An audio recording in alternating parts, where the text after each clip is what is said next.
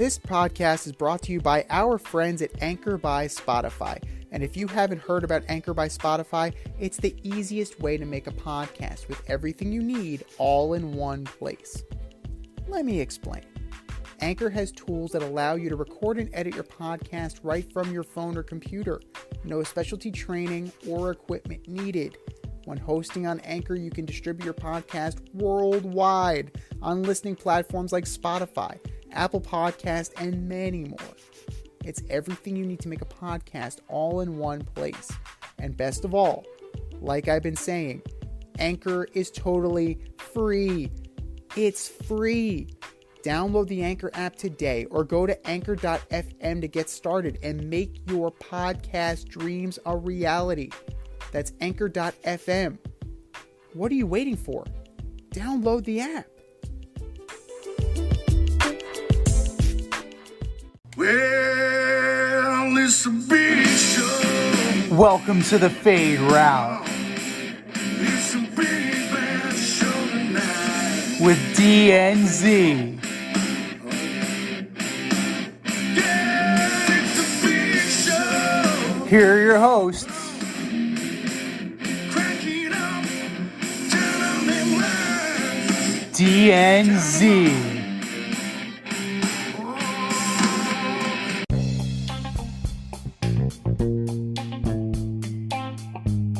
Welcome to this week's episode of the Fade Route with D and Z. I am D. We've got a great show for you tonight. The XFL debuts again. Russell Westbrook might be headed to the Clippers, and we talk about what will be the biggest MLB storyline all year. But we'll begin today's show with Manny Machado. Star third baseman announced earlier in the week that he will be opting out of his contract at the end of the season, despite the Padres' attempts to re-sign him. Z, is this a smart move for Manny? And how excited are you that he's going to be joining the Mets? Stop. Do not put that out there. It's just Manny being Manny, man. Do not put that. Yeah, go the Red Sox. Manny being Manny. Go the fucking Red Sox.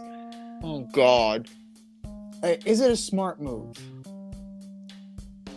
I mean, he's betting on himself. Like, I'll give him that. Like, Manny Machado is betting on himself, right? Well, it's just a market thing, right? I mean, if you look at what everybody's making, you see what Aaron Judge just did, and we're going to talk about Ohtani. Yeah, but we are going to talk about Ohtani, but he's not. It just, I mean, come on. Wasn't he like the runner-up in the National League MVP voting last year? He had to be top 5. I mean, he has a Silver Slugger, 6-time All-Star, 2-time Gold Glove. He's won a Platinum Glove, but I don't know. I don't see him as being like. I mean, he's a dirty player, right? He's a dirty player. We know. We all agree he's a dirty player. Yeah, he's a dirty player. All right, so let's talk about dirty players, right? Let's talk about, if we're gonna do like an apples to apples comparison, right? Ohtani is like a generational type player. If we're gonna do like a comp in the NBA, it would be like Giannis being a free agent, right? Manny Machado's Chris Paul. Yeah. Well, a younger version of Chris Paul. Right. So, I can get on board with that. Right. So, he's good. He's talented, but he comes with baggage. Is he going to want to play shortstop again? Is he, what situation is going to best behoove him? Is he going to fetch what a unique talent like Shohei Ohtani is going to fetch? I would argue no. Now, he's very good, but the first go-round, he didn't get what was expected. What has he done since then that makes you think that he's going to get it the second go-round? What makes you think, what stratospheric numbers did he reach? He didn't. So he is a cog in a wheel at this point in that particular scenario where you have 4 shortstops in the infield in San Diego. Oh, okay. So you're just saying he's a cog in the wheel in San Diego. You're not saying he's a cog in the wheel in Major League Baseball. No, right? he's a cog in the wheel in San Diego. Now, at what point does ego get the best of him? It already did once when he was in Baltimore. Is he going to want to come to a team, right? Again, basketball comps. Is he going to be a Kevin Durant where he's satisfied going to a team and playing second banana to a Francisco Lindor? Is he going to go to the Phillies and say, okay, Trey, I'll move to third, or okay, Trey, I'll move to second? Like, I don't know if that is going to be like, I don't know if that's going to be what he wants to do this go round. But he's very good. It's one of those things that I can't get on board with this because he is successful in San Diego.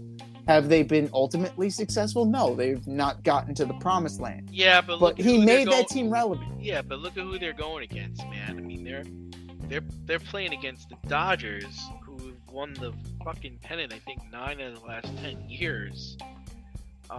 Which a team that he spurned to go to San Diego. So it's one of those. He played one season with the Dodgers, right? He did. He certainly did. Yes, he did. The Orioles traded him to the Dodgers. 66 games for the Dodgers. Yes. So the Dodgers lost out on Turner. They're getting older. They're losing out on players. Would it make sense to make a run at Manny Machado and bringing him back into the fold? Sure. Why not? But the Giants could use him. Yep. You're telling me that a team like the Astros wouldn't bring him in? A team like the Blue Jays, a team that's already kind of stacked, wouldn't make an offer? Like, it's not a situation in Toronto. He's going to go up against Vladdy for control of that team. I don't think Vlad Jr. has the ego like that. It's not going to be like a clash of wills like it would be in New York with Lindor. Or if he came to the Yankees, I don't think the Yankees would deal with his nonsense. Yo, 100% they're going for him. I don't know if Manny Machado will be able to handle it. I don't know. They may try. They may try. Care. You think he cares? I don't think he cares. He will when he's hitting 242 and he's getting booed out of the building. When was the last time he batted 242, Z? Come on. He's like a 300. He's like a 275 to 300 hitter. 256 in 2019.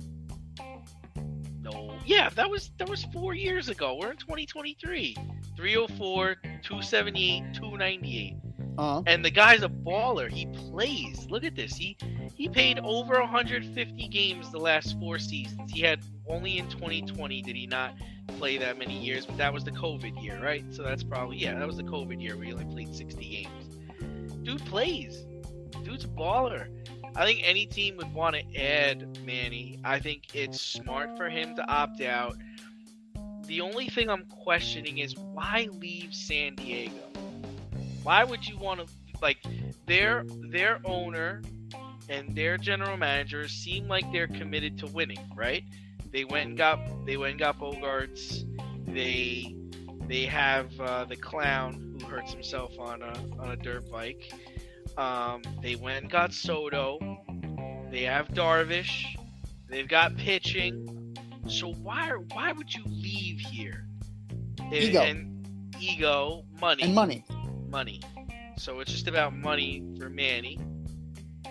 So who's got money? Your team. Your team. He has no problem playing third base for your team.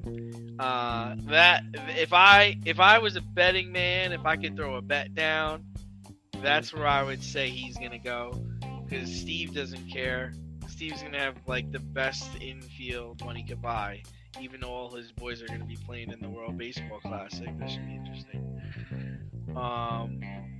So I've always liked Manny. He's a dirty player, but he's good. Like, he's a good man.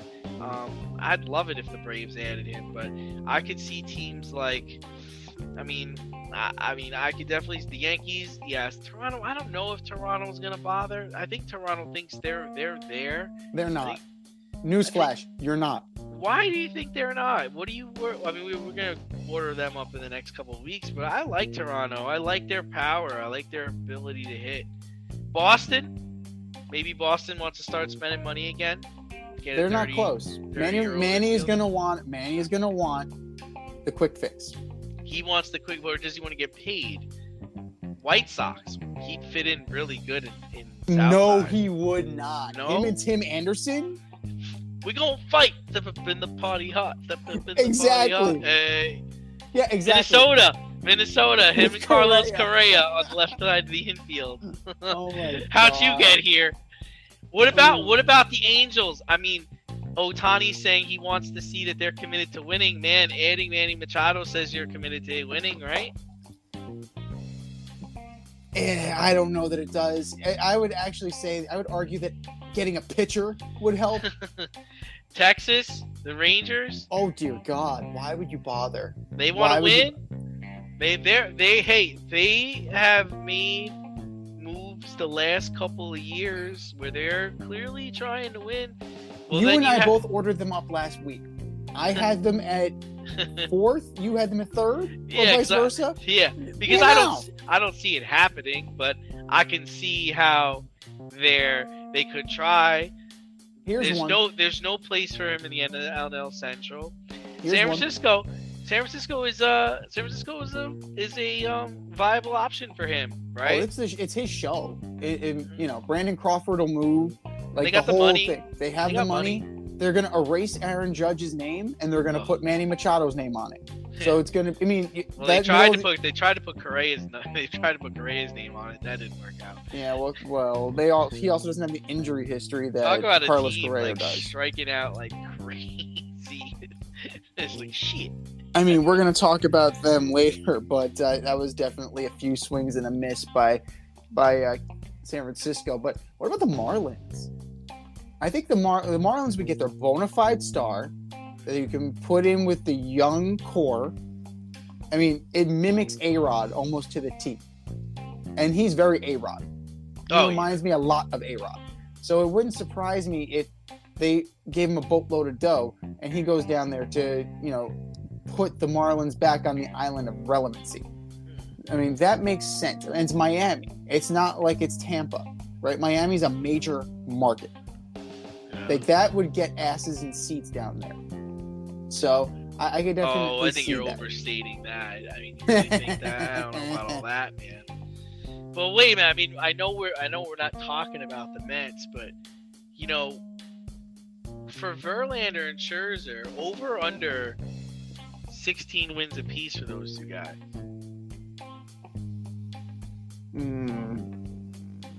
Over. Combined over. Wow. Yeah. So I'm looking at, but not by much. I'm looking 1 is 16, 1 is 17. Over under a combined 4 stints on the IL. That's a little bit more realistic.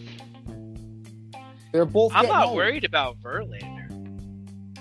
I worry about noodle arm. I worry about dead arm. That guy. I'm not worried about Verlander at all. He got a new arm. He showed it off last season. I'm not worried about him. I'm worried about noodle arm.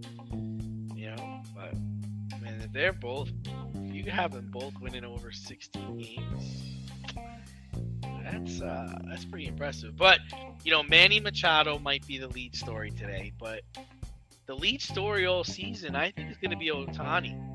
During a press conference last week, Ohtani stated he was an Angel as of right now, and that is what he's focusing on. Will Ohtani be the biggest story all year, and will his next contract start with a 5 or a 6? Well, we'll start with the second question. It's going to be 6. Wow. 6 1/4. That's wild. Easily. Now, because of the simple fact that he's a two-way player, right? You're going to get a top-flight pitcher, and you're going to get a top-flight hitter in one guy. So take what you will for a pitcher, take what you will for a hitter, and combine the two. That's what you're gonna command if you're Shohei Ohtani. Now he has delivered the goods. Now, where does he end up? That's the question. Now,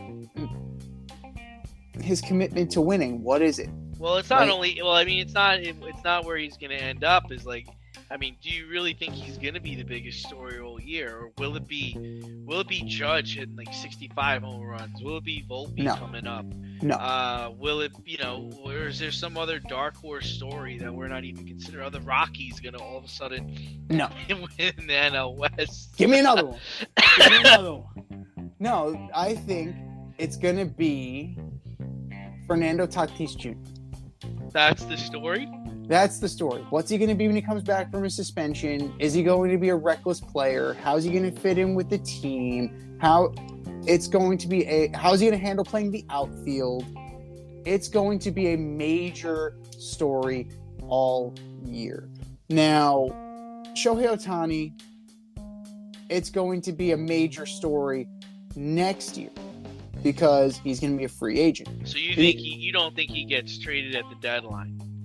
I don't think they could. You would have to move heaven and earth to make this happen. If they were going to do it, you do it in the offseason. If you're going to do it, you do it then. I don't necessarily think that teams are going to want to shell out what you're going to need to shell out for Shohei Ohtani for a rental. I think you would make the move with the idea of re-signing him, right? And the thing is like you have teams like the Dodgers. That's very risky. They have teams like when was the last time that didn't happen? Like, look at Lindor. Lindor made the move to sign, right? It was right down to the deadline. Yeah. So there are no guarantees. Let's think back to when the Houston Astros acquired Randy Johnson in 1998. He was gone the next year. Yeah. Like, it's a risk. Unless I have something ironclad guaranteed he signs the contract that day, I'm not making that trade. It's too big of a risk. It's too big of a gamble. But if you're the Dodgers, you got to be ballsy enough to think that we're going to pull this off. You ain't going to say no to us. Now, if you're like the Marlins, the difference between the Dodgers and other markets is that he plays in Anaheim. He plays 2 hours away. He knows that market. You're going to trade him to the Bronx? Like, that is something that he may not necessarily like. He didn't like you the first go around when he ended up signing with the Angels. Yeah, but what about Queens? I don't know. I mean, his boy Epler is there. His boy Epler is there. But are you willing to do what is necessary in the season, right? You're talking about probably Jeff McNeil, probably Francisco Alvarez, probably Brett Beatty, and a slew of prospects. Because it's going to cost you a lot. Now, deep farm systems like the Braves, they might be able to do that. But teams that are gun-shy, like the Mets and the Yankees, how many times are we going to get burned on prospects? See, I don't think the Mets are gun-shy. The Yankees are recently, but I don't think the Mets are. You think the Mets are? They are very hesitant to give up their top prospects. And Billy Epler comes from that Cashman's tree. So Cashman treats his prospects like gold. And unfortunately, there's a lot of fool's gold there. And there has been a lot of fool's gold with the Mets. So I mean, he's in a Steve Cohen, contract. He's in a gonna want to contract make year. that move. This guy is in a contract year. I mean, what kind of numbers is this dude gonna put up this year? I mean, he's already been their best pitcher and their best hitter. Cy Young, MVP. Oh my gosh! Like, that's what you're aiming for? I think there are a lot of people that are still upset that he didn't win the MVP last year, and I think that's why his story has been more front and center than Judge or Tatis Jr. or anybody else this year, which rightfully so, right? I mean, I know we differ on this, but I think he got cheated. I mean, I get that Judge did what he did, but the dude is the best hitter and the best pitcher on the damn team. Like, he's hitting bombs and striking people out, which is incredible. Like, he's gonna sell tickets wherever he goes, and he's gonna compete at a high level wherever he goes. Yeah, but is he also going to monopolize the salary? So eventually it comes to the point of, are the pockets deep enough? Cohen's is deep enough.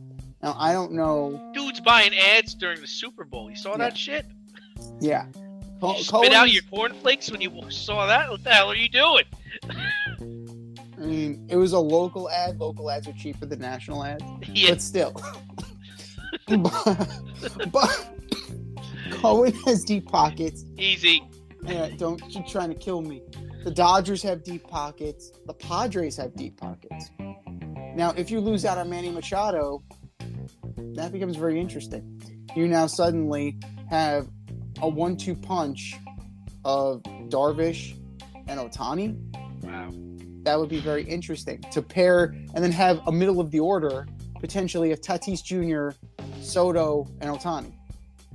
Like, I mean, they like to throw money around like it's going out of style. No, they do. Now, I mean, they're committed to winning. I mean, they were shit for a while, so I get it. Like, it's going through a cycle, right? It's like, okay, we've been shit. We were shit for like 2 or 3 years. Let's start spending money and be relevant again. You know, it's just look at the Rangers, the same thing. It's like, okay, we've been shit. All right, let's start spending money. Marcus Semien. Let's go get that fool from Queens, and let's do this with Corey Seager. But this is new money versus old money. New money eventually runs out, and then they have to deal off players. Like, that's what ends up happening. Like, it's not sustainable. Like, old money, like the Dodgers, old money like the Yankees. Can you imagine Ohtani in Fenway Park? That would be very interesting. That would be very interesting. Can you imagine Ohtani on the south side of Chicago? Possibly. No. I think so. Like, you definitely Seattle, there's always an option with Seattle. But I say that to people, and they're like, he's not going to Seattle. Like, why wouldn't he want to go to Seattle? I mean, come on, Ichiro. Like, they've had good Asian American ball players up there. Like, what are you talking about? Well, it's a different scenario in that, it's not the same thing. The ballpark is not going to play well for him. It definitely is. It'll play well for him as a pitcher. It'll definitely enhance his numbers there, but I don't know if it necessarily helps him offensively. But then, if he cared about offensive numbers, he would go to the Rockies. So hitting him out of the stadium. Yeah, he'd be hitting him in a mile high. But it depends on how deep the pockets are and what you're willing to do to move heaven and earth to make this happen. For that kind of contract and for that kind of extension, if you were to do it in midseason, it's going to cost you so much. I don't know how teams are going to... But I just don't see it. Let's just from the Yankees' perspective alone. Let's just go from the Yankees, because they're going to be the hungriest, right? Yeah. All right.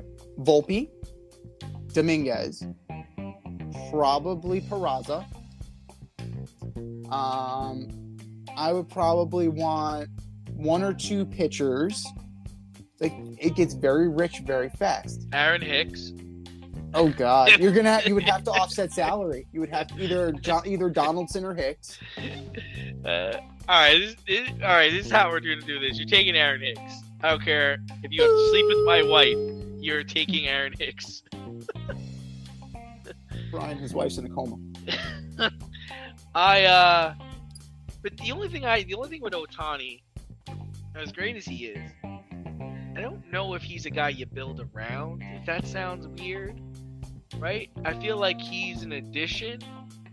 Like, you've already got something going on, and this kind of puts you over the top. Like, I don't think you can acquire him and then build around him, right? And I only say that because, okay, how long is he really going to be a top flight pitcher, right? I mean, eventually he's just going to be a DH, right? Or eventually he's just going to be playing first. Realistically, he has a fastball, a splitter, and he's got kind of a slider. Like, it's not the best slider in the world. So it's essentially a fastball splitter. Like, how many years can you get out of that? Like, Hideo Nomo only got so long. No, David Cone got David Cone had pretty good breaking stuff. Yeah. But you can only rely on a fastball and a splitter for so long before eventually you either become a relief pitcher. They're hammering the slow crack. I'll throw it. You make sure you catch it. Where do you think he wants to go? What do you think he wants? The truth. I mean, he clearly. There's got to be a part of him that wants a certain market, wants a certain team, wants this to go a certain way. I mean, I don't think there's any part of him that wants to stay with the Angels. I think he's kind of like, this isn't. I don't want to be Mike Trout. No, the writing's on the wall. Yeah, he sees Mike Trout, and Mike Trout's like a content baseball player. Like, I don't care how well we're doing. I'm staying here. I'm making my money. I like it here. Like, whatever. And I feel like he looks at Mike Trout and he's like, I don't want to be that guy. So I'm not in it for this. I'm not in it for this. Yeah, I mean, Shohei Ohtani is the face of baseball at this point. I would argue that he is the face of baseball. Now, of course, Stephen A. Smith would disagree with me because, Stephen A. Smith is like that.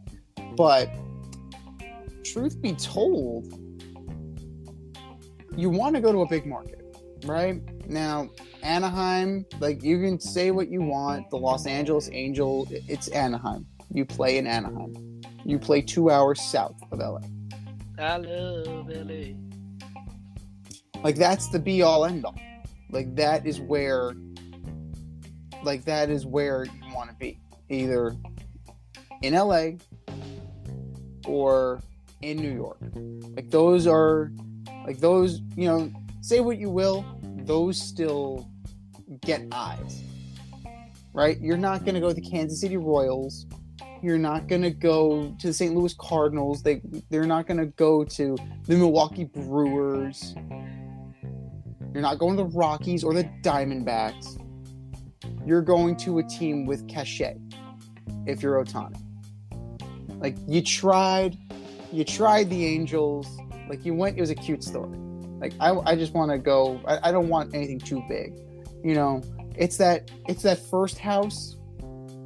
It's that starter home. And then you start making some money and you can afford something better kind of thing. So you kind of upgrade. So what would be the biggest upgrades out there? Dodgers or Yankees? Now, it's a question of fit. It's a question of personality type. If Shohei Ohtani is, if he has that outsized rock star persona, then he'll fit right in either market. But if he's a little more reserved, if he's a little, shy around the media, if he's a little bit, if he's a little bit of a background type player, he's a little bit of a wallflower, I would suggest the Dodgers. Because with the Yankees, it's going to be a microscope like he's never experienced. Because there's going to be instant pressure that has not been felt before. Right? Because the Yankees have not won since 2009. He's going to be the magic bullet. He's going to be the guy who, he's the instant X factor. He's the guy who's going to take it over the top. And then you'll have, Judge, Ohtani, and Stanton in the middle of the order. And then they still won't be able to get anything done. Now, I ultimately think he's going to end up with the Dodgers. They missed out on Soto. They're going to want him. They're going to want him bad. And I'm sure they can feel the Padres coming. Say what they will. They feel the Padres coming. So if they want to extend this window, because Kershaw's getting older, Dustin May, he's coming back. But if you want to keep extending this as far as you can, you want to keep moving forward, a 28-year-old pitcher who's entering the prime of his career and who's a monster slugger as well, I gotta say, I would go with the Dodgers if I was him. And we know they can afford him. We know they can absolutely afford him. But, inject yourself with the truth serum. What are you thinking? I really don't know. I really don't know. I really believe he's heading to either the Mets or the Yankees. That would be my best guess. Because I think they're going to fork over. I think it's going to happen in the trade deadline. Because the Angels aren't going to let him walk for nothing. They're not going to lose out on him. And he's not going to re-sign him. So, and they're not going to take their chances. They're going to get whatever they can get from who's going to give them the most. And a team like the Mets will be able to give him whatever money he wants. And I think a team like the Yankees will exercise whatever power they can to give him what he wants. But I'd lean heavier towards the Mets over the Yankees.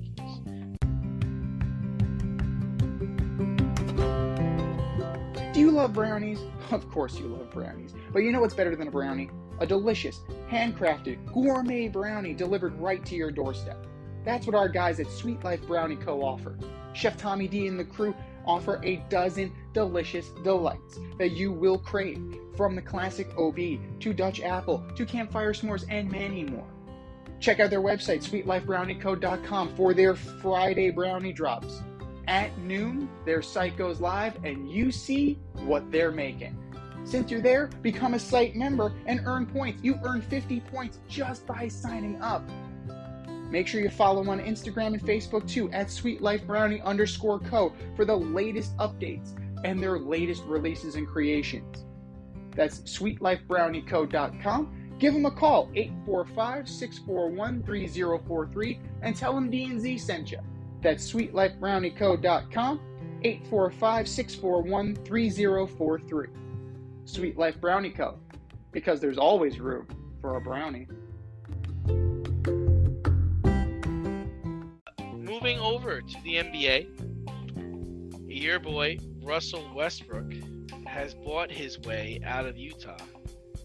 The alleged top 75 player and future Hall of Famer, I say that very loosely, is rumored to be heading back to LA, but this time to play with the Clippers. Is this the player the Clippers need to make noise in the playoffs this year?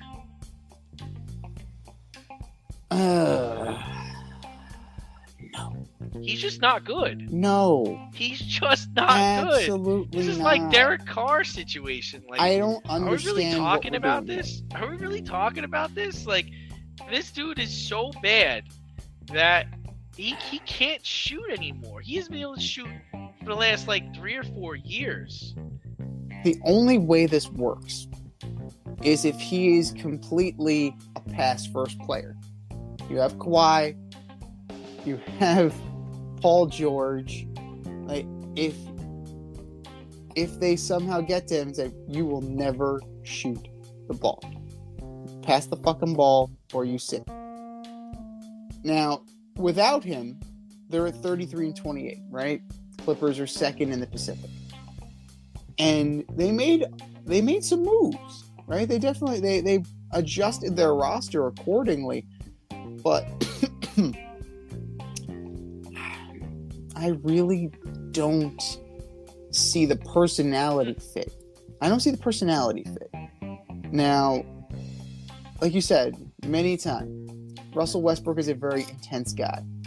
Now, if things aren't going his way, is he going to keep moving forward like that? Can he compartmentalize like a Kawhi Leonard can? Kawhi Leonard's stone cold. But he's just there about the ball. He's there, he's playing, he's good. Paul George is a little bit in between. Paul George is a little aloof, right? Mr. Playoff P, very into himself, his image. the moment it goes south, I don't know necessarily how it's going to work. But why? It's not going to go south. Why would it go south? See, I mean, Kawhi Leonard is a quiet leader on that team. Ty Lue is actually a really good coach. PG-13, while he can't hit like clutch shots, he's a baller. He plays very well. He actually played with Russell Westbrook before in OKC. And what they do in OKC? Is there a ring that I'm missing? No, but Yeah. whose fault is that? I mean, I don't think it's any of their faults. I just think that they were up against much better talent at the time.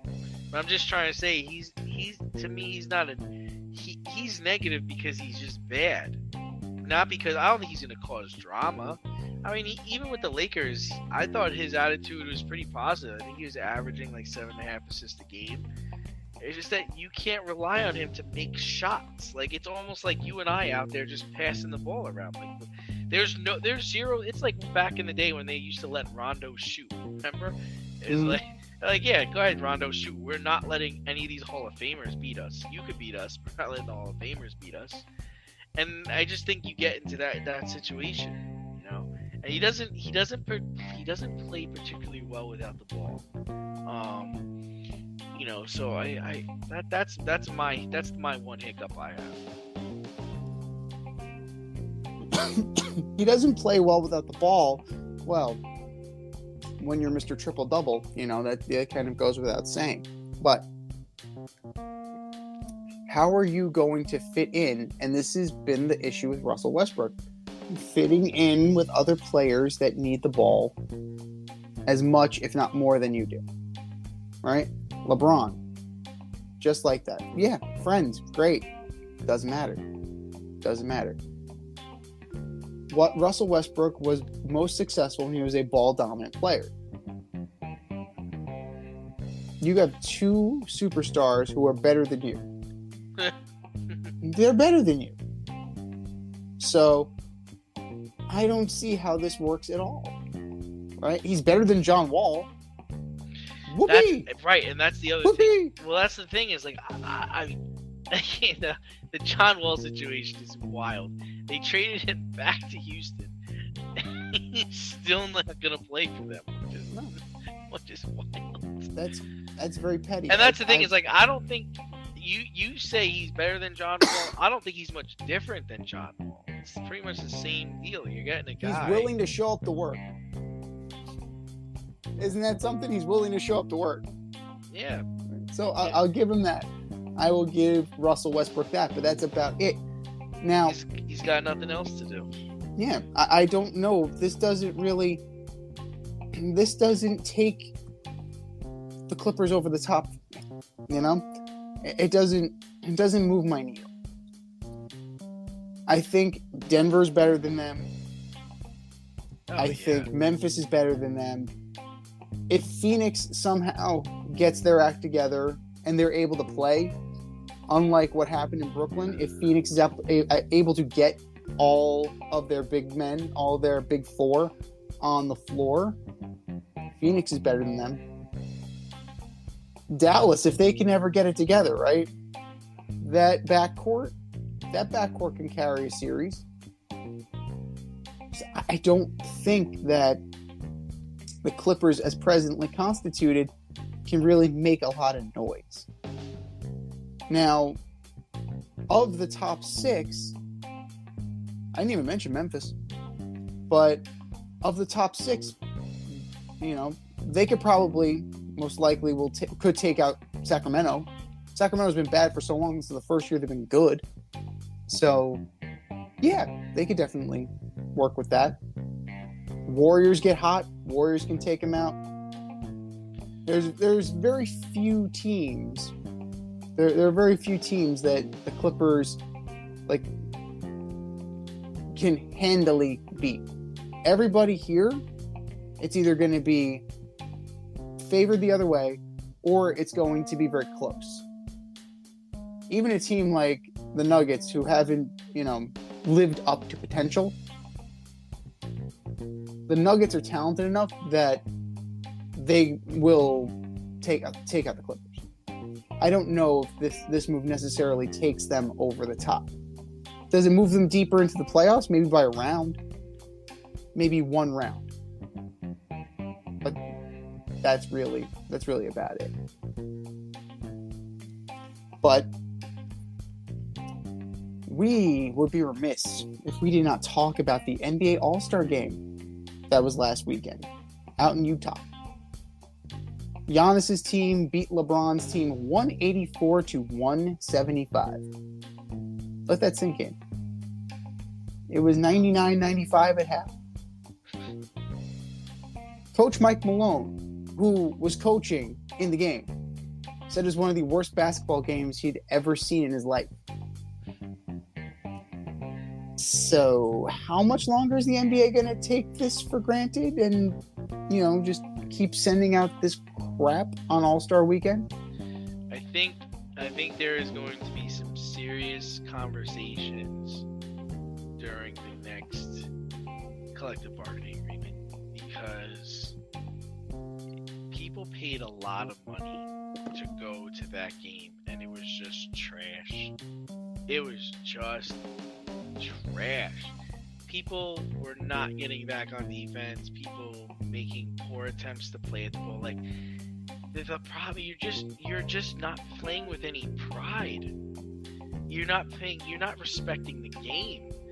I remember back when watching Jordan and Tim Hardaway and those guys playing the All-Star game. Yeah, they goofed around for 3 quarters.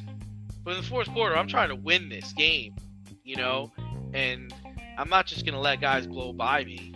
I'm going to block it. I'm going for rebounds. I'm going for the ball. It's just embarrassing. Like, how could Adam Silver trot that out there like that and just be totally cool with it? Well, he's in the player's pocket, Like he is the ultimate player's commissioner. But if you're gonna be like that, then don't even go. Let's get guys there that want to play, that respect the game. It's disrespectful to the game the way they carried themselves in that matter, in my opinion. It is. I wouldn't say it's disrespectful because it is an exhibition, but at the end of the day, the Harlem Globetrotters playing exhibition games that were more exciting than that. But that's what this is. That's what this is. It's entertainment. Air quotes. There's nothing entertaining about this. Like, you want to just watch people cruise to the basket and try some dunks? Okay, that's fine. But it doesn't move the needle. And no matter what you try, whatever you try and do to make it happen, it's not really working, right? You have the team captains, and then you have the draft, but now you can't have the last picked be the last picked because it's, the person who is really last picked is going to get offended that he was last picked, and it's very middle school playground bullshit. Like, this is what the NBA All-Star Game has become. I would prefer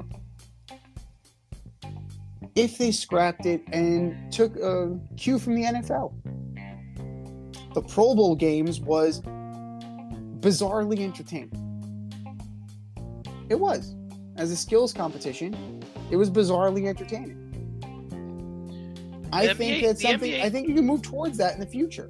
Yeah, but the NBA already does skills competition. They do a dunk contest. They do a 3-point shooting contest. What about 3-on-3 tournaments? That'd be fun. No. No. You still have to play the game. No. Pablo Torre mentioned a one-on-one tournament. That's awful. I don't know about that.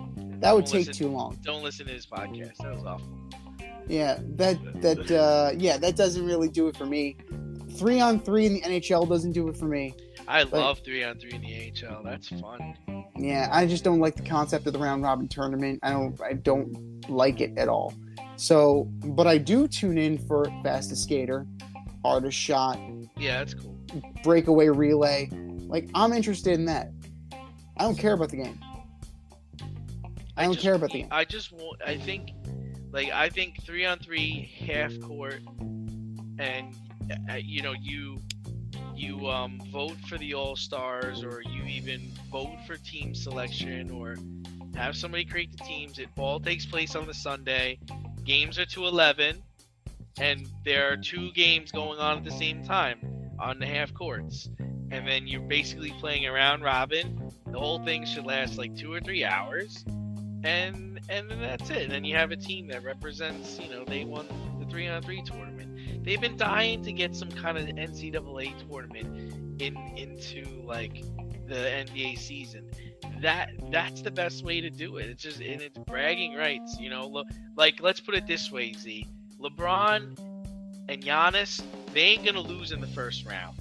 They ain't gonna be shut out like 11-1 or something like that. Like, they're gonna make sure that they get to the finals or that they move on.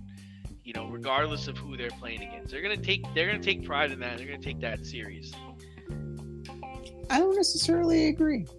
I think you're there for the parties, you're there for the media obligations, and Giannis will take it seriously. LeBron's at the tail end of his career. Like, think about like a guy like Giannis being able to team with, just team with guys he doesn't get to team with. Like, he gets to select who he's gonna be, who's gonna be his part of his 3-man group. I mean, that doesn't excite me. That doesn't excite me whatsoever. Like, you're not moving my needle at all. Like, none of this is exciting. I don't care about the 24 best NBA players because the NBA product is crap. So how do you make the NBA product less crappy so that I would think about it? Here's an idea, and I think that the players would really get into this. Winner take all. Everybody's paycheck on the floor. And they did that one year. Everybody's paycheck. The winner gets everything. You lose, you get nothing. Can you imagine? You lose, you have to be you face a firing squad outside the stadium. I think that would move. You have to push the bus back to the hotel. You have to push the limo to the party. You have to walk home with no clothes. Yeah. But winner you have to take play all. For the Sacramento Kings for the rest of the season. Hey, they're in 3rd place right now. They're in 3rd place in the Western Conference. Some players might sign up for that. Where's Luke Walton? Is he actually coaching the league anymore? Whatever happened to that guy? Sexual assault allegations. I believe he's right. Yeah. I'm pretty sure he's done. But rightfully so. Rightfully so, based on what we heard there. But I think that would put some pride in the game. Oh, he's actually an assistant coach with the Cleveland Cavaliers. Oh, jeez. If you want to hide out, go ahead. But Wild. Yeah, you have like De'Aaron Fox played 9 minutes, Jaren Jackson Jr. played 8 minutes. You're looking at, Drew Holiday played 9. Like, you're not getting Shai Gilgeous-Alexander only played 10 minutes. Like, really, what are we doing here? Like, what are we doing here? Why are these guys showing up? Well, I'm gonna get 2 minutes of play. Why the fuck am I coming? Why am I coming?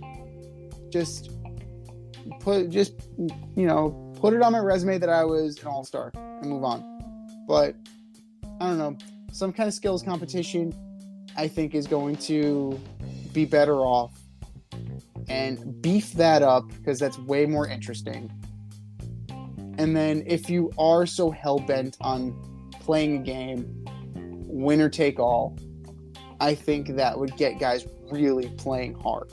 Like, they'll actually play defense. Like, they would actually play defense if they meant that they were getting paid and the other guys weren't. You might actually see something there. Avoid messy accidents. Get better stopping power with your brake pads. Callahan brake pads. You never know when you'll be driving in the road and there will be a truck tire that you need to avoid and save your family. Callahan Auto. We really care about what's under your hood. But speaking of guys, some guys getting paid and some aren't. We were talking of the XFL, the XFL 3.0, not even 2.0, 3.0. Debuted this past weekend. to a chorus of empty stadiums and small viewership around the U.S. I watched a little bit of it, and I don't know if you did, but I did. yeah. So what did you like? What did you dislike? And what can they improve on? All right, so what I do like, and I think there is a lot of people that like this, I really like the kickoffs. I think it's fun. I don't know how it would work on a pro level, because I think the pros would probably get out of that, that 5-yard contact and just break it open. I do think they'll come up with stuff to get by that. What I don't like is how The Rock is rocking a number 54 jersey. He's trying to say there's a 53-man roster and I was always number 54. It's like, no, not really, dude, because there's 16 players that go on a practice squad, and any team could make up a practice squad of any player. So the number you are is actually astronomical. You just weren't good enough. It'd just be better if you just wore 00. I mean, you wore 97 in college. That's pretty accurate. Yeah. So it's you weren't number 54. Number 54 probably got on the field one day. You're like, I don't know, 200, 300, something like that bad. Now what they got to do better is they got to get the betting lines out there.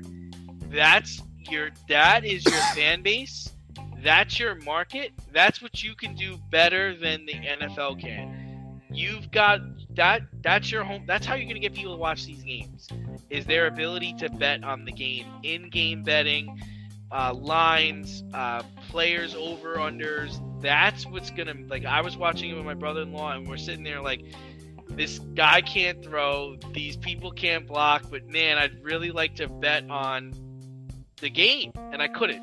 You were just basically, at least the sites I was using, you were only allowed to really bet on the, who was going to win, who was going to lose in the over-under. But they got to have more betting opportunities, and it'll grow that way. I like the kickoff. That is very interesting. That you have one on the 35-yard line, the other on the 30-yard line, and they cannot move until the ball lands, whether it's in the returner's arms or otherwise. It is very interesting. The tiered extra point system is interesting. It seems gimmicky to me, but there is a way that it could work. It's very similar to the ABA with the idea of the 3-point shot. Is it possible? And the NFL already does a tiered extra point system anyway, right? You have your extra point, but then you have the option of going for 2. Now, the 3 might be a little gimmicky, but it's something that could possibly, be explored maybe during a preseason.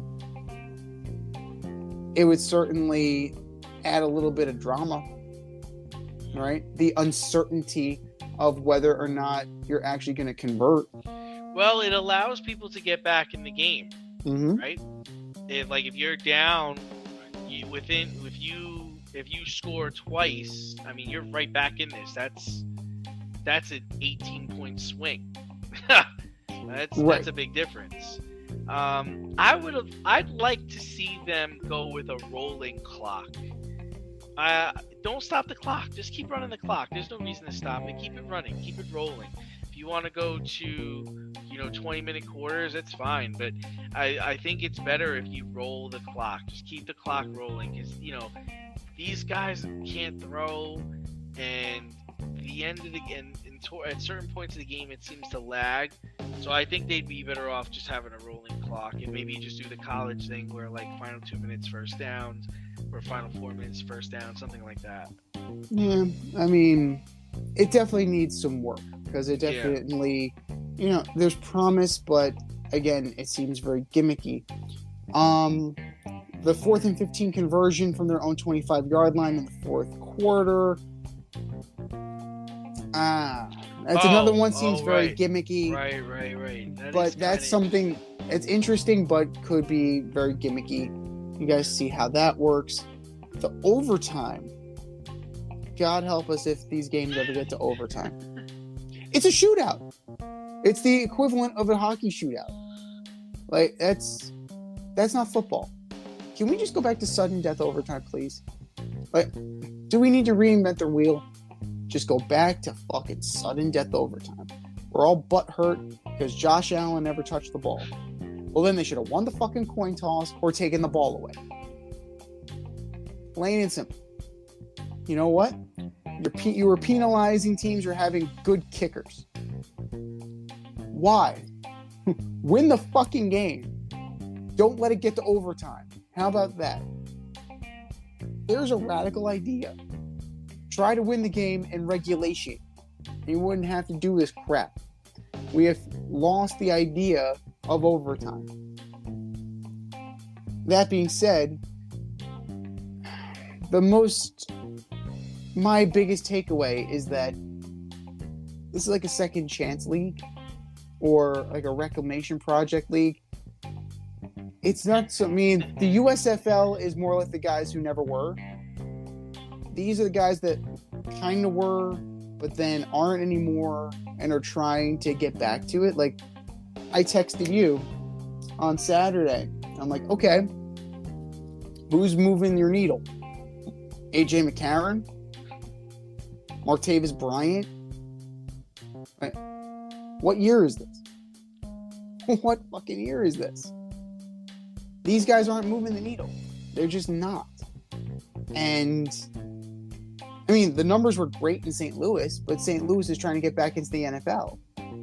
Like the NFL, they're still trying to get an NFL team, an NFL franchise to come back to St. Louis. So, I don't know. It just seems like second rate. Like, as cool as the uniforms may look, and as modern as it may seem, and as they're trying different things to make it an alternative, it just comes off as second rate. And what they need to do in order to avoid that is they need to either poach an NFL free agent, which would never happen because I don't know if they necessarily can compete financially, or they need to poach a college player. They need to poach a big-time prospect. That would give instant credibility. Oh, this is a destination league. This guy was like a number one ranked recruit, or this guy could have been the number one pick in the draft. He chose us. I think that is what's going to differentiate them from the AF, differentiate them from the USFL, differentiate them from the XFL 2.0. Because yes, this is 3.0. How many shots are we going to get at this? How many shots? I mean, the football was fine. Yeah, the football was fine. Z. The football was fine. The football was football. The guys are dropping passes they shouldn't be dropping. Guys can't throw the ball. Guys can't throw 15-yard outs, man. They can't block. They can't block. They can't block. You have guys that can't run block the in the football. NFL. You have guys that can't run the football in the NFL. That's not true, man. That's not true. You have plenty of mediocrity in the NFL too. The problem is that these guys are at the top of the depth chart. That's the problem. That's the problem. The other guy, what you're talking about, right? The game was unwatchable. The game was unwatchable over the weekend. It got to the point where it's like, dude, just you gotta catch the ball. You're wide open. Catch the football. The one team, I think it was the Vegas team, or no. It's probably the Texas team. They couldn't run the football. They couldn't run, and the running back's running straight up and down. Doesn't get low. Took a helmet to his chest and had to come out of the game. My God, it is brutal. That's not good football, man. But what do you expect from a third-string league? Think about that. Yeah, what that's do you expect? Right, and that's why I'm trying to say that I could get by the terrible football if you gave me something else to watch for. Mm-hmm. Like, if I'm allowed to bet on the game, if I can make interesting bets, that is more attractive to me than watching AJ McCarron throwing the ball downfield. Like that's just not. It's not appealing. It's just there's nothing exciting or appealing about the game right now, except for their kickoffs are a little interesting. That's about it. Yeah. It reminds you that it's not the NFL. What they need to do is they need to go back to like what NFL Europe did, and they need to work hand in hand with the NFL. You're supposed to be a developmental league, right?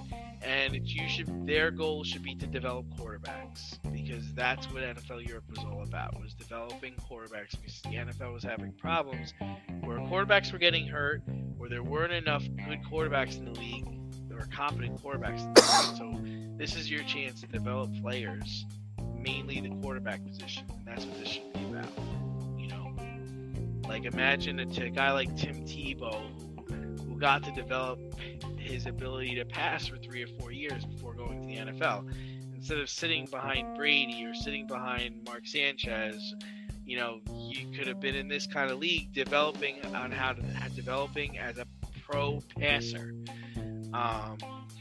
You know, who's the guy that came out? Josh Rosen. Josh Rosen, another guy that would have benefited from a league like this. He'll be there. Yeah, He'll be there. Don't give him he time. definitely will. He definitely will. Cooper Rush would have excelled in a league like this, and it would have made him even better to when he eventually got to the NFL. Like that's what you're trying to do. You know, you're trying to develop 1 or 2 positions so that they can make a 53-man roster one day. That's your goal. But that's what I mean when this is fine for what it is. It's fine for third-string football in spring. Yes. It's fine for what it is. It's not right. You're not you don't try to compete with the NFL. That's not what this should be. You're a developmental league, and you're spring football. That's what it should be. Right. Your job, like you said, is to get guys ready for the big show. Right. Like your minor league baseball. Yep, your minor league baseball. That's your job. You're low budget minor league baseball. That's what you are. I don't know, and you know, to be honest with you, I don't know if the TV contract it should be the way it is. You know, maybe it's just 1 or 2 games get televised. I know it sounds ludicrous and it sounds stupid, but you need to grow the brand more before you start rolling out all these games and expect all these people to watch. I had fatigue from watching on Saturday. I couldn't fucking watch anymore on Sunday. Like, I couldn't watch any more of that trash. You know what I mean? Mm-hmm. But if it's 1 day a week, if it's a highlighted day where you get like 3 games in 1 day and that's it, or yeah, maybe in the local arena, you know, you'll broadcast the games fine, but nationally, like I'm not. Yeah, but I mean, if you look at it, right? They took out a few markets. New York isn't available, right? Which is wild. It is what it is. They kind of understand, right? They didn't build themselves as Dallas. They built themselves as Arlington. Yeah. And I think it's the one thing that XFL 1.0 did correctly. Like, they had Birmingham, Alabama, right? They had Las Vegas. Las Vegas was nothing at the time. They had nothing. Right. They went out there and they cultivated a market. Like, why can't you do that with Birmingham again? Why can't you do that with Salt Lake City? Why can't you do that with fucking Milwaukee? Like, you know, why can't you do that with Richmond, Virginia? Because I think the other thing that would be a good idea, not that these people need something to play for, but I think it would be a good idea that the winning team, all the players get into camp. They get into camp. Why can't that happen? You can't spread 53 players over 32 teams. And if the coaches want to cut them after a week, 3 days, 4 days, that's fine. But every player who wins the championship should get into camp with the team. Right. And then what happens? What can the NFL do with that? They can brand the shit out of it. They can make a reality show out of it. Yeah. And then you get people watching. And now all of a sudden people are going to the XFL games because they're saying, hey, this guy could possibly be maybe not necessarily on a roster, but he can compete for a job. Right. And who knows what he might get on practice squad, and who knows what happens. And then if he falls out, all right, come back to the league next year. And I think the other thing they should do is you shouldn't be able to be a career XFL player.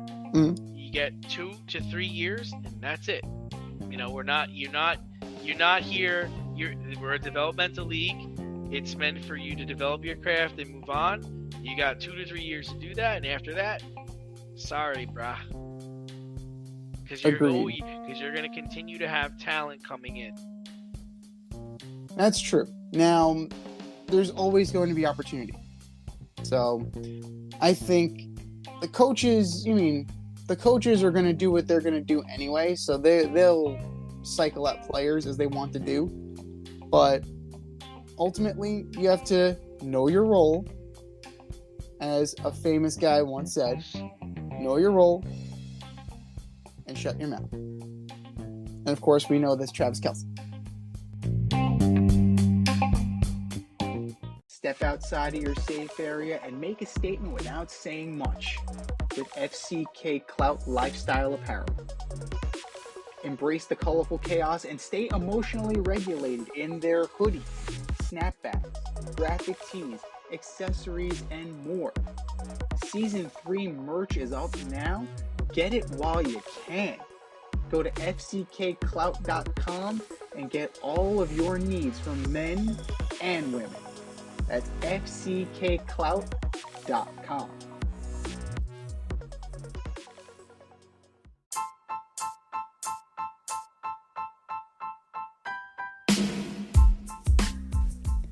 It's time for the mail route on the Fade Route. If you want to get featured, hit us up, faderoutemail@gmail.com, or slide in those DMs at Fade Route Podcast on IG, or drop us a line on our Twitter page at Fade Route DNZ.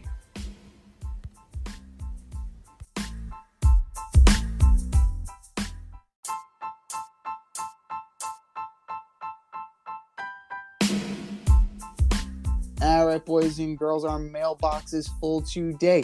And if you want to get in on the action, hit us up at faderoutemail@gmail.com. And if your email makes the cut, you'll hear it on this here show.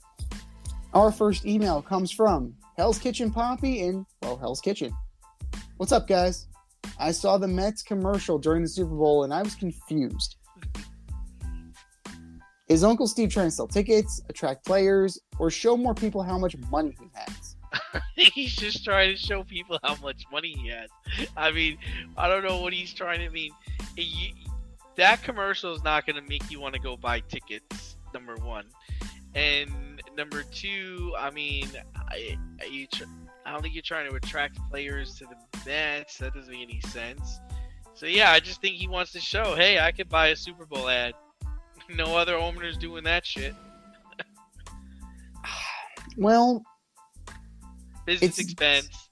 Yeah, pretty much. I mean, you definitely, and it was a local ad. It was not a national ad. Let's not get it twisted money here. They still cost money, but they're not going to cost on the level of a national ad. But you know, you got your players out there. You got your Lindors. You got your Nimos. You got Edwin Diaz. Mr. Met was there. You know, other teams in the market aren't doing that. You don't see the Boston Red Sox putting that out there. Usually they're saved for ESPN commercials. So, you know, it was just a little, hey, we're here. We're here. We're not going anywhere. Remember, you want to come out. We're the fun place to be. I mean, some people will be attracted to that. The Mets fans are already kind of dyed in the wool. So you're not really attracting diehards that way. But maybe you're attracting the casual. Maybe you're attracting the guy who just wants to go hang out, you know, in the Jim Beam section and just be there for the socialization of it, you know, be there for the event. So I see where he's going. I definitely see where he was going. And I mean, it's fine. It was fun. It didn't take itself too seriously. And, you know, if more teams did that, if more teams actually invested in their teams, like, we wouldn't have these Steve Cohen rules. I'm just throwing that out there. So, you know, he's giving it back, and that's okay. Like, he's giving it back. Email number 2 comes from Claire in Worcester. New to the show. I saw the Bruins slap the Islanders on Saturday, and I'm starting to think nobody in the Eastern Conference has a chance. Is there anybody in the East that can stop the Bruins? I'll let you lead off for this one. Oh, it's hard, right? Like, the Bruins They're damn are good, man. Yeah, they are damn good. They're damn good. The Bruins are, you know, they are extremely good. They're extremely deep. I mean, 43, 8, and 5. 8. 43, 8. 91 points. 91 points on the season. The next closest team in their division is Toronto with 78. Like, that's a lot. That's a pretty damn big difference. That's a problem. Now, that's pretty bad. That's pretty bad. Now, the trade deadline is coming up, so they can still bolster this roster. Think about that, right? But you have Bergeron and Krejci and Charlie Coyle and Nick Foligno and Taylor Hall. Oh, just won a thing they like to call the MVP. Marchand the face licker. Pasta. I mean, Marchand the face licker. He's Marchand the face licker. That's what he is. Now, the goaltending situation, right? Tuukka Rask ultimately retired, and you're trying to figure out, you know, are these guys legit? Are Olmark and Jeremy Swayman going to be able to replace Tuukka Rask? And the answer is yes. Like, it's, you know, Swayman is 13-4-4 with a 2.21 goals against. That's pretty freaking good. Now, as far as teams in the East that can give them a run, I mean, I'm going to be partial, right? I'm going to be biased towards the Rangers just because I'm a Ranger fan. Like, as quiet as it's kept, I'm a Ranger fan. They just picked up Vladimir Tarasenko. They now can roll 4 lines, right? Now, that's a pretty dangerous combination. Nobody's near Boston, right? I mean, the Rangers only have 75 points. Very good, nowhere close. Maple Leafs. They just traded for Ryan O'Reilly. Solid player to add to the forward depth, right? Because you still have Mitch Marner, you still have Austin Matthews, you still have Nylander. Nobody's catching the Bruins right now. Nobody. It's not even close. Even Carolina. They got drubbed by the Rangers. They got drubbed. So by the Rangers, or they got by Boston? By the Rangers. So we were talking about the Rangers about that one. So by kind of that, like, the Rangers aren't on the Bruins level, and the Canes got pretty well handled. So would it be a tough series? Yes, but the Bruins are still more talented. Yeah, I mean, it's hard to look. It's hard. Yeah. But go ahead. What do you think? I mean, for me, what they're doing this year is just ridiculous. I blinked my eyes and it was 3-0. I saw the game too over the weekend. Mm. You know, the thing about hockey is you get a hot goaltender, anything can happen. And I like teams. I like defending champions. So I know Tampa won 2 years ago, but I think Tampa could, you know, if Tampa's rolling, they could beat them. I think the Florida Panthers could beat them. And I think a pissed off Alexander Ovechkin could beat them. So those are the only 3 teams I think could stop and really do it. Yeah, I don't know. Like, you're kind of. How many times can you be disappointed by the Florida Panthers? How many times? Eventually, something has to give, right? Yeah, well, usually they break up the team. Usually that's what happens, that you get to the point of frustration and they break up the team. But this year they're not having as great of a year as last year anyway. They're only 29-25 on the season. But they do have the goalie, right? They do have Bobrovsky. You do have Tampa Bay. They have Vasilevsky, right? The Rangers have Shesterkin. The Caps are lying in the weeds. It's a team you always have to worry about. Now, a team like the Devils, like just a little bit ahead, could be a sleeper, but do you worry as a Bruins fan that they're peaking too soon? Do you worry that they're so far out ahead of everybody that it's just going to be downhill from here, right? And you concern yourself with the fact that they still have to get to May and June. Now, are they going to be spent by that time? That's why I think that the trade deadline is going to be very fascinating. Are they going to add? Can they bolster this lineup? Could a guy like Patrick Kane end up in Boston and make it even more formidable, even more deadly? I don't know. I mean, time's going to tell. But that's definitely something you need to keep in the back of your mind, that it's still very early because we have to play until June if we want to hoist Lord Stanley's Cup. But you mentioned hot goalie. That's all it takes. That's all it takes. Injuries, hot goalie, slumps. Hockey can be a very fickle sport. Extremely fickle sport. Email number 3 comes to us from Dan in Champaign, Illinois. Haven't heard you guys talk much about college basketball this year. I know it's early, but any 4 teams that you like? Well, I like Purdue. Mm-hmm. Shocker. Right. I can...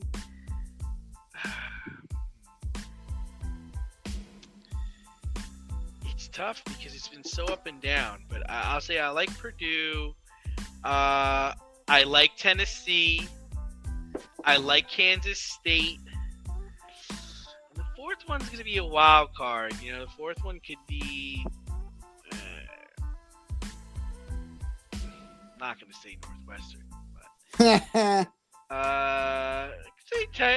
no, not Texas Tech. They're not going to be good. And Duke and Carolina are terrible. So I'll go with a blue blood. I'll go with Kansas, just because they've been playing really well lately. Well, they're really the only traditional. So I got a lot of Big 12 schools.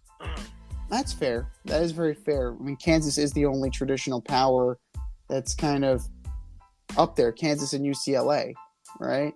But North Carolina was the preseason number 1. Where are they now? Look at you now. Yeah, they're not. Dude, they might not make the tournament. No, the NIT is going to be so fucking great this year. They're going to be loaded with. Just by names, though, but not with good basketball.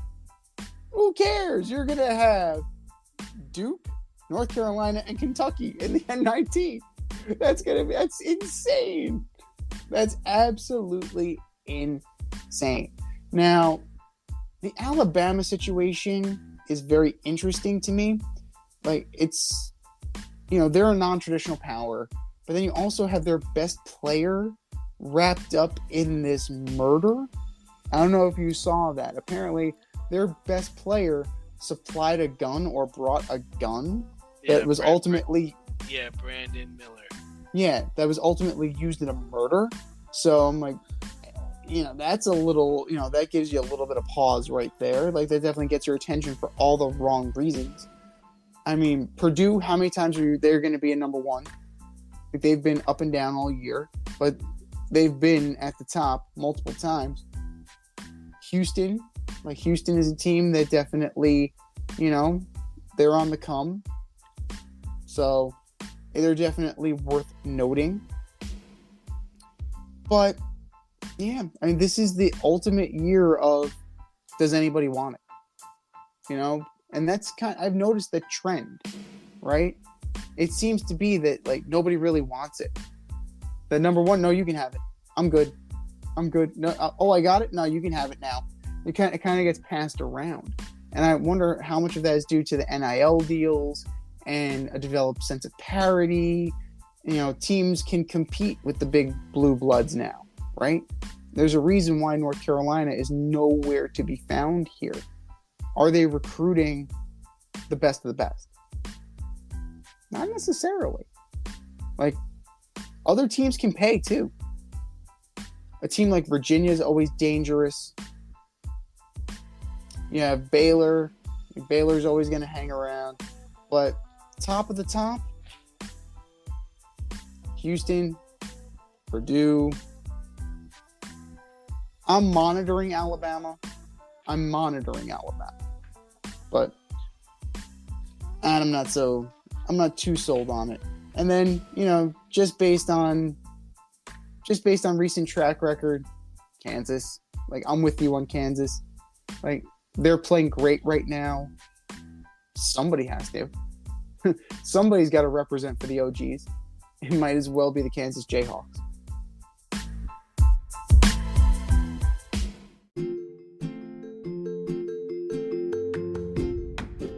You can't help but smile when you see a balloon. The simplest occasion is a party. Westchester Pop Stars, located in New Rochelle, New York, offers balloon styling and decor for all life's events. Birthdays, anniversaries, weddings, showers, school and corporate events, store openings, or just because. Westchester Pop Stars takes balloons and shapes them into works of art, creating decorative installations for your special occasions. No event is too big or too small, and their custom personalization service is top-notch. Westchester Pop Stars is a private studio, quickly expanding. In-person consultation is by appointment only. Send an email to westchesterpopstars@gmail.com for more information or to schedule an appointment. No need to hire an event stylist. All you need is balloons. Currently servicing Westchester, Putnam, New York City, and Connecticut. To find Westchester Pop Stars, search for them on Instagram, Facebook, or Google.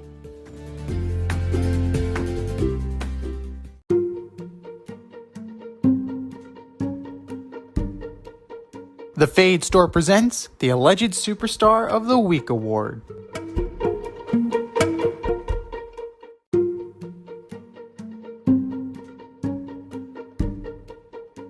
All right, boys and girls, you know what time it is. It's time for the Alleged Superstar of the Week.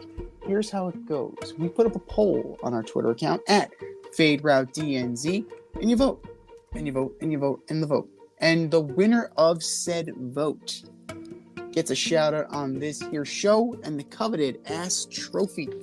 And do you know who took home the coveted ass trophy last week? I don't know. It was Kevin Durant. That guy. You built a super team. Again, what do you expect, Kev? Like, KD, what the hell do you expect? But that was last week. This is this week. Who are your nominees for Alleged Superstar of the Week, D? All right. Well, first up, I've got Alabama, right?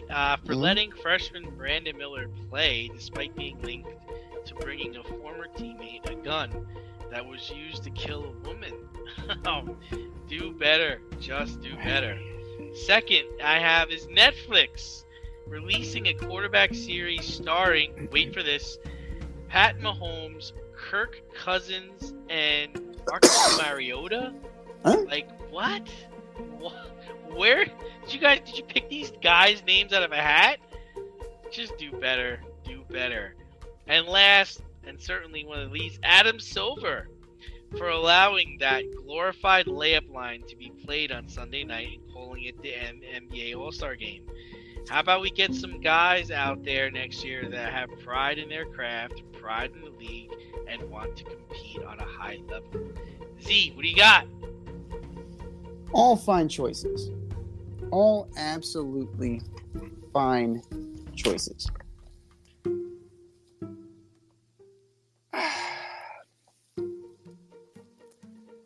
I'm going to have to start with the NBA in general, not just Adam Silver for allowing the All-Star game to happen, but that is just hot garbage. What we witnessed was absolute garbage. And you can disguise it all you want in terms of offense and, Kevin Durant saying that, people want to see transactions now. People don't necessarily... What? So what you're saying is that people are more interested in the transactions of the league than the actual play of the league? I'm trying to follow. I'm honestly trying to follow that. But if that's the case, then they are screwed. They are screwed. NBA, you are my alleged superstar of the week. The XFL, welcome back. Dear God. Welcome back. Welcome back. Don't let the door hit you in the ass on the way out. I really loved all of those fans disguised as empty seats. That was wonderful. I didn't realize it was Halloween. But third string football, spring football, but with all the bells and whistles and with The Rock's endorsement and all that good stuff. Tickets are about $20 in case you're interested. It's not bad. But you get what you pay for. You definitely get what you pay for. I will give you that. You are definitely going to... You'll get your money's worth and then some with $20. You might even get some change. XFL, you are my alleged superstar of the week. And last but not least, I'm going to have to go with Derek Carr. For the whole process, you got wooed, went to the Italian restaurant, confided in your brother that it's going to be a long process. Read through the lines, right? Read through the lines. He didn't get a good offer. So, Derek's going to wait. Okay, that's fine. Remember who you are. That's all I'm saying. Remember who you are. You have other guys in this game of musical chairs who are better than you, who are more established than you. That's all I'm saying, Derek. Just remember who you are. Beggars can't be choosers. You were a Raider your entire career. Derek Carr, you are my alleged superstar of the week. I think we've said our piece. Go to the Fade Route DNZ Twitter page and vote. And vote, and vote, and vote. And for our nominees.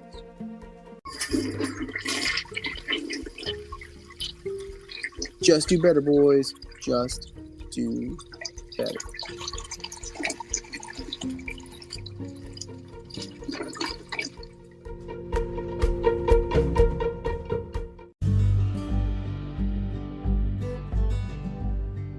For all the grill masters, green thumbers, home repair heroes, and DIY aficionados in the Richmond, Virginia area, if you're looking for a personal service, quality products, and a convenient shopping experience, look no further than Thacker Ace Hardware in Colonial Heights, Virginia. Owner Don Rackley and his team of local experts have everything you need to tackle all of your home projects. I'm talking paints by Benjamin Moore and Clark in Kensington, power tools by Craftsman and Milwaukee, electrical, plumbing, hardware, and let's not miss the grills. Weber, Big Green Egg, Traeger, Blackstone, top shelf, amazing. And for all you green thumbers, their nursery department is fantastic. Give them a call today, 804-766-4223, or stop by 27 Dunlop Village in Colonial Heights. That's 804-766-4223, or swing by 27 Dunlop Village in Colonial Heights. Thacker Ace is the place with the helpful hardware folks.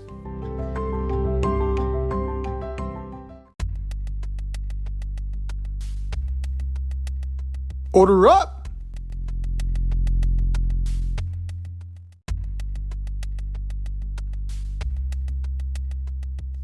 All right, boys and girls, it's time for us to order up. Order up, order up. Last week, we started our preview of the Major League Baseball season by ordering up the American League West. This week, we are ordering up the National League West. from 5 to 1. Who you got, D? All right, so first up, I have the Diamondbacks. Lots of young talent, but they are 2 years away from being 2 years away. Number 4, I got the Rockies. When the owner is optimistic about the team being 500, you know you're in trouble. Number 3, I've got the Giants. They missed out on Correa. They missed out on Judge, but I think they're going to be okay. I mean, they went and signed Mitch Haniger. They got well-rested Michael Conforto ready to play. So I think that's good for a third. Number 2, it's going to be the Padres. They're still the Dodgers' little brother. Machado, Soto, Bogarts, Darvish, Musgrove, they got stars. Number 1 in all your hearts, I got the Dodgers. Won in 9 of the last 10 years, coming off a record-breaking 111-win season. Retz, Freeman, Bueller, Kershaw, gang's all here. Maybe Ohtani. So yeah, that's what I got. I mean, good choices. You definitely have, a well-represented view of the National League West. This is tough, right? It's who sucks less for Arizona or Colorado. Now, I did live in Colorado for about a year and never got to a Rockies game. Never was really high priority. Yeah, no, they're in last place. Yeah, no. No. Charlie Blackmon will eventually get traded. You'll have CJ Cron will probably get traded. Senzatella will probably get traded at some point. Herman Marquez will probably get traded. You don't have enough major league talent on this roster. Daniel Bard is on this roster, right? Like, he had a great year, right? He comeback player, rediscovered himself after the yips. It's not good enough. Kyle Freeland is probably your ace. Not good enough. How long before Chris Bryant wants out of town? And who will take him? He's got to play. I think he only played like 36 or 46 games last year. Right. So the cupboard is bare, man. The cupboard is bare in Colorado. The only thing that puts Arizona, in my opinion, above them is that they have slightly better pitching. Right? Way better Mexican food, too. Well, I don't know. Not necessarily. Denver has really good Mexican food. Like, I'm not going to lie. Like, Denver has really good fucking Mexican food. But, like, you have Christian Walker. You have Josh Rojas. Ketel Marte is there. You have some players. You have some position players. They got Lourdes Gurriel. Sound like a bunch of guys at the back of a fucking bar. Well, it's more than what Colorado's got, right?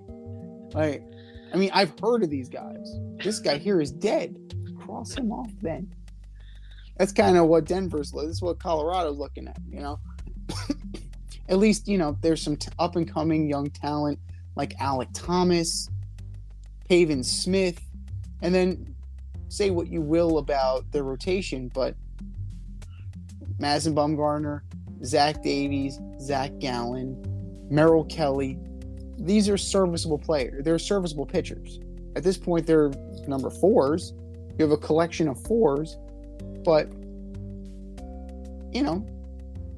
they'll be in it. So, Rockies at 5, D-backs at 4. Giants firmly at 3. We agree.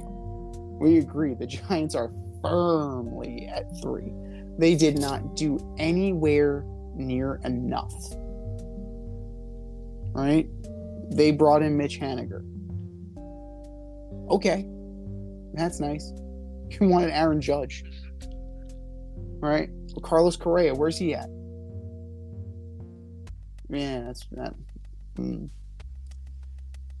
You brought in Sean Manaea, you brought in Ross Stripling, you bolstered the rotation. That's great, but who's scoring the runs? Wilmer Flores, Tyler Estrada, J.D. Davis, New York castoffs. Is Joey Bart any good? Right? He was supposed to be the guy who's going to replace Buster Posey. We're going to find out. Like, the runs have to come from somewhere. And I don't know. I really don't know. Because Conforto, Jock Peterson, Yastrzemski, it's going to be tough. It's going to be tough sledding. But the pitching will carry them through to third place. Leaves 2-1. Padres, Dodgers. Dodgers and Padres. Who do you choose? Who do you choose? It's old money versus new money. It's little brother versus big brother.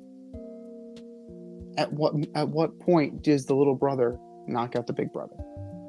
At what point does the little brother play king of the hill and take it? Padres fans hope it's this year, right?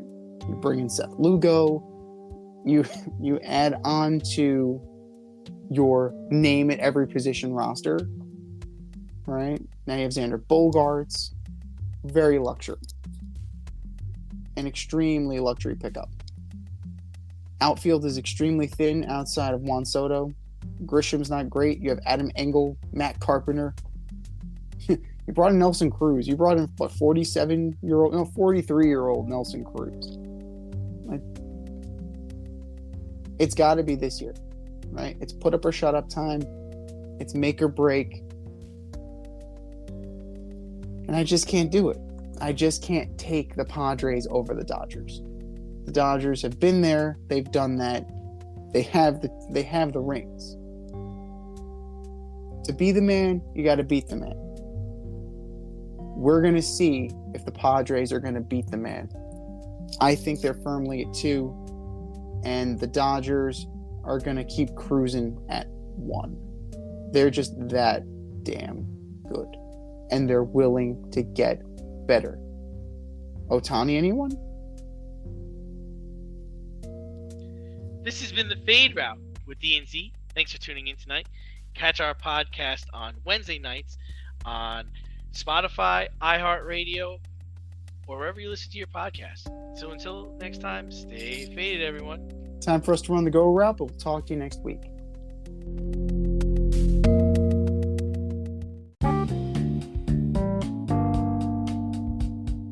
If you want to get on the action, we want to hear from you. Hit us up, faderoutemail@gmail.com. Slide in our DMs on IG @FadeRoutePodcast. Drop us a DM on Twitter @FadeRouteDNZ. Comment on our YouTube channel, The Fade Route with DNZ. Questions, comments, picks, segment suggestions, you name it, we want to hear from you. Get at us, in crowd.